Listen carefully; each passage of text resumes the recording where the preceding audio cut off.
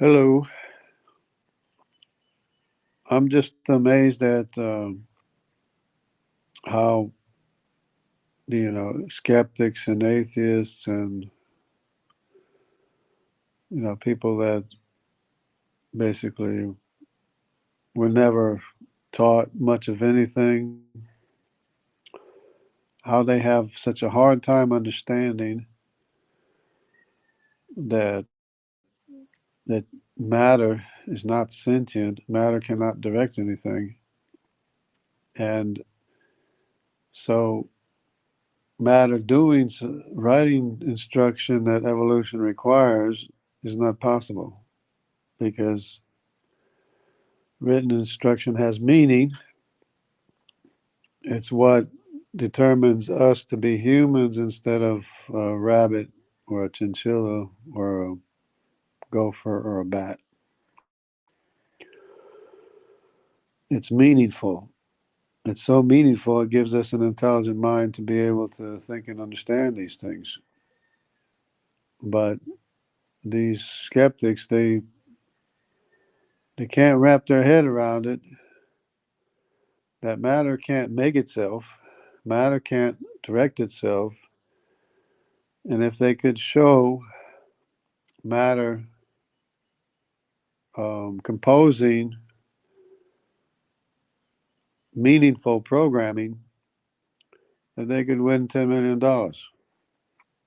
And of course, they can't do it because it's just absurd. And they think that billions of bits of written programming just got here by magic. I guess it's the only possible way. Without having an intelligent creator, without having a creator that writes meaningful programming that's in a in a format where you know the information can be stored, can be copied, it can make proteins that we consist of. It can order the proteins in different ways to make different organisms. But if you're going to make one organism, you have to have one set of information. If you make another organism, you have to have another set of information. And once you have the written programming, it can't rewrite itself. It can't reorder itself or redirect itself. Matter is not sentient. Matter is not able to do that. It's beyond the scope of possibilities. And they keep trying to say, yeah, but it's scientific. No, it's not scientific. If it was scientific, you would have $10 million in your pocket. But anything on another note, I'm just flabbergasted, amazed that Dr. Jensen has he has Magog, Meshach, and Tubal as being Semitic.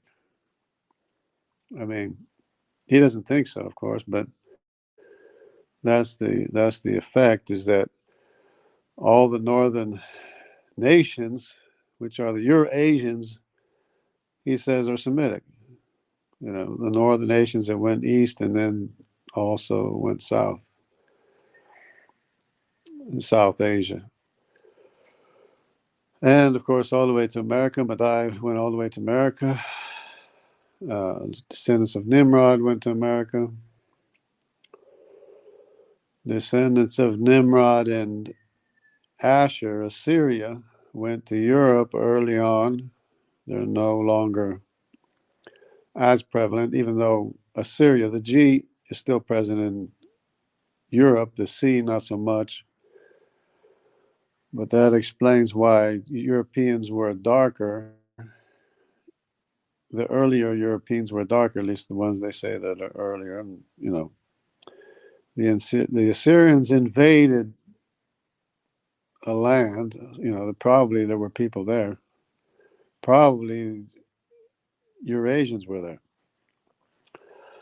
But anyway, they they can't understand, the evolutionists can't understand that everything came out of the Middle East, or the Anatolia, Turkmenistan area, because that's where the greater diversity of the Y chromosome and the mtDNA haplogroups are. So, anyways, it's uh, it's really amazing, because if you look at the Jewish, Y chromosome haplogroups, I mean, it's the J2 is the majority.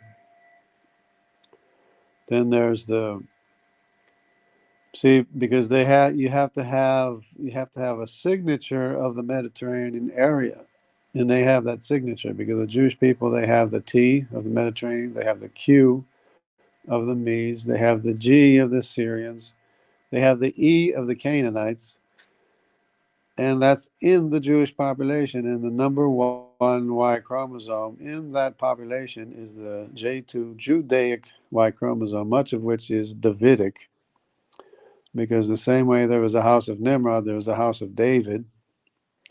The house of David was not just you know a 5-member family. The house of David was a population. It was a population. It was a people, just like the house of Nimrod was a population and a people. All his descendants.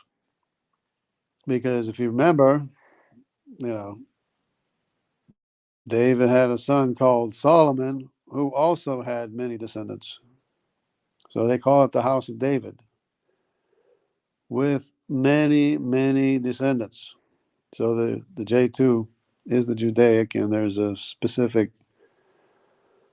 J2, what is it, M172 or something, specific group that's the largest by far of all the other groups, of all the other J2 groups. Probably Davidic. Um, but anyway, so that's the signature of the Jewish population, and if because it has to be all those people of the Levant area, which is the T, the G, the Q, of course the J1, J2, I1, I2. In the days of King Solomon, it was I1, I2, J1, J2. Of course, the J1 includes Arabic people. The J also has to include all the Hebrews, all the Hebrews of the different kinds, the Edomites, the descendants of Lot, you know, which is which is the descendants of Lot. There's two nations. I'm having trouble remembering things sometimes. The Ammonites and the Moabites, um, the descendants of Lot. They have a J2 as well. I mean, or a J, some kind of J. They have to have some kind of a J Y chromosome or facsimile, So, and how does Dr. Jensen explain all the Arabic people with a J1 in North Africa? Arabic people in North Africa, Saudi Arabia, Afghanistan, all the way to Afghanistan and everywhere else in between. Um, it's just amazing. Hello, Honesty Angel, and everybody. How's everybody doing? Um, Christian Carpenter. And heaven rules all. Okay. All right. But anyways, it's really amazing to me how Dr. Jensen could have made such a big flood. How Dr. Jensen could have made such a big flub and wrote a book about it. And got Ken Ham involved because I'm a friend, somewhat of a friend. I mean, he might not even remember me, but I did speak to him, and I think he knows who I am because I was there at the Creation Seminar Conference and I ate breakfast with him and stuff. But um, I'm just sad that he pulled Ken Ham into it, and telling Ken Ham that he's Semitic and Dr. Jensen claiming to be Semitic and everything. So I'm hoping he has a good defense for saying Magog, Meshach, and Tubal are Semitic. So because that's a big mistake. And if he doesn't have that Mediterranean signature of the Mediterranean area, Levant area of the E, the T, the G, the Q in the population that he says is Judaic, then which he thinks is Turkic or something, then he's got a problem because it's uh, it's a human history plus the fact that a couple of things is that that same signature, what I just mentioned, every single one of them, including the R2, the R12 or R1B, what is it? Yeah, yeah, the R1B. It's all found in America. That Judaic signature, or should I say Phoenician signature, because they were at peace with the Phoenicians at the time. That same signature is found in America. Of the E, even the B as well, the R1A, I mean the R1B, not the R1A. R1A is Ashkenaz, R1B is Riphath. The T of the Javan, the Q of Madai, and the G of the Assyrians is all in America because of the Phoenicians that went to America. The other thing is Madai. I say this so many times, but it's very significant. Madai asked to marry one of the daughters of Shem. That's the reason why there's two separate Semitic lines. There's the Asiatic Semitic line, and then there's the Middle Eastern Semitic line. The Asiatic Semitic line is the wife of Madai, who is the daughter of Shem, who Madai Q took to America with the daughter of Shem, A, maternal mtDNA, in America. There's also a B that went to America, but that's the Middle Eastern Semitic line that went by way of the Pacific the other way, and is also in South Asia. But it's significant that Madai went to America with the AMT DNA maternal line, which is the daughter of Shem, that he asked to marry. Because, and the other thing is, a third thing, Japheth had 7 sons, Shem had only 5. And if you look at the Japhethite line, there's, it's KLMNOPQRS and T. Now that's a lot of Y chromosomes lineages for 5 sons of Shem. So Dr. Jensen had to go to Joktan to get those additional lineages.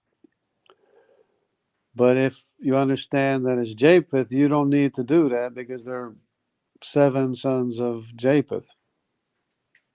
The R is Gomer, T is Javan, L is Tiraz, K is Tubal, N is Meshach, O is Magog,